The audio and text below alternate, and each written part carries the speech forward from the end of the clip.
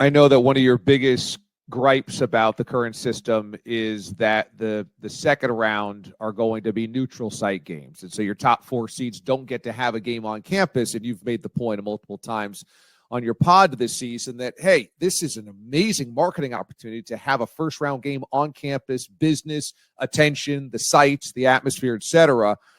Do you see in the future that being a fix? Because you're going to have to rip really good games away from the clutches of the bowl system. Yeah, I think they're going to finally break free of some of the bowl industry. But yeah, it's a competitive. You want to make the regular season matter, give them home games. Let's consider Oregon. Oregon went 13-0. They're undeniably the number 1 team in the country.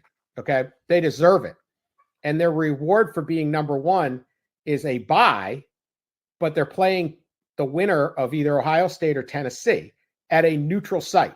They don't get the game at home, and they had to play a 13th game last night, and Ohio State and Tennessee will play. They only played 12. They're going to play a 13th game in a week in 2 weeks, but it'll be the same number of games. So you're not actually getting any extra rest. Your rest is just at a little different time. You're getting virtually no advantage being the number 1 seed. That game should be in Eugene, and it's good for Eugene. It's good for the fans. We're asking fans to make, if you're an Oregon fan, you live in Eugene, Oregon, you live in Portland, Oregon, you have to travel 3 times to see your team in the playoffs. I mean, could you imagine going to Roger Goodell's office right now and saying, hey, I got a plan for NFL playoffs. You know how Buffalo and Detroit might be the 1 seeds? Why don't we take all of their home games in the playoffs and put them in San Antonio and Arlington and Glendale? Much better, right? Like, you'd be thrown out of the office. Mm-hmm. This is what we're doing here. Don't punish Oregon. And then your other part where you have these, the way the seedings work, they have to put the other conference champs in the top 4. Oregon is playing either Ohio State or Tennessee. Penn State, who they beat in the Big Ten championship, gets a home game against SMU, and then Boise State at a neutral site. There's no easy games in a playoff, but on paper, almost everyone would take that route better than, oh, you have to play Ohio State that has the most talented roster in the country, especially if you're not named Michigan, and you got to play them on a neutral site. Oregon got jobbed here, and they went 13-0. The only team that went 13-0. Do you think that there's a place for rewarding the conference champions and making them the top 4 seeds, or do you think that it should just be the top 4 seeds as ranked, and then they're the ones that get moved into the second round? I would say you're better off just ranking your top 4. I think you should just rank the field. If you want to have some little bonus, then make sure that at worst they are 7 and 8, and they get a home field in there. They can't go on the road in the first round. But anytime you're messing with the seedings, you create an imbalance in the bracket. And the imbalance in the bracket isn't as big of a deal in like March Madness, where you have to win 6 games to win a title, but it can be in a smaller event. So I would rather just say, hey, look, here are the top 12 teams. This is what we got.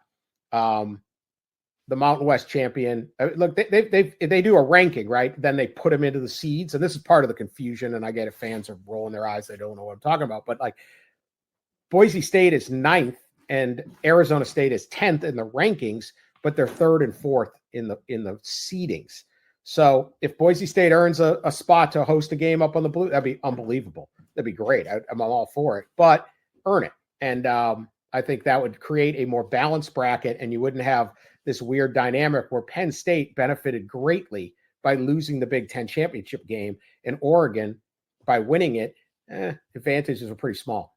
Yeah, it almost makes you wonder if Boise State really benefits from a situation like this, because they're finally the group of 5 bracket buster, the Cinderella, and their reward is not getting a campus game. Right. Their reward is not having the atmosphere around the Smurf turf.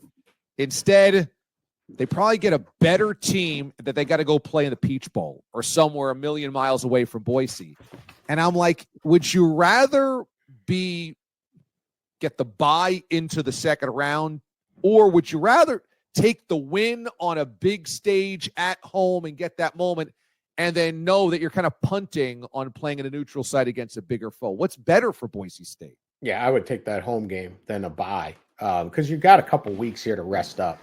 Anyway, this is not, they're not playing each week like the NFL.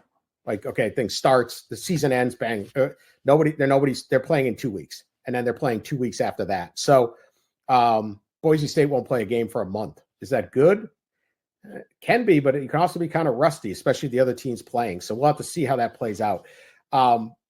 Also great getting to host a game. Yes, great for campus, great for your own fans who support you. I love that, you know, a local fan, some guy from South Bend, Indiana, he and his, you know, a couple that goes to every Notre Dame home game, but they're not rich boosters. They don't have the money to fly off to Fiesta Bowls and things like that. They're going to get to see a playoff game, right? You don't take that away from them. It's also great for these cities that care about college football. All the money is going into Austin and Columbus and State College and South Bend. And that is hotels, and that's restaurants, and that's grocery stores, and that's people renting out their house on Airbnb. I'd rather all of that economic impact go to in college football, go to places that care about college football and not just tourist destinations, Miami or Phoenix or whatever, that would do fine on its own.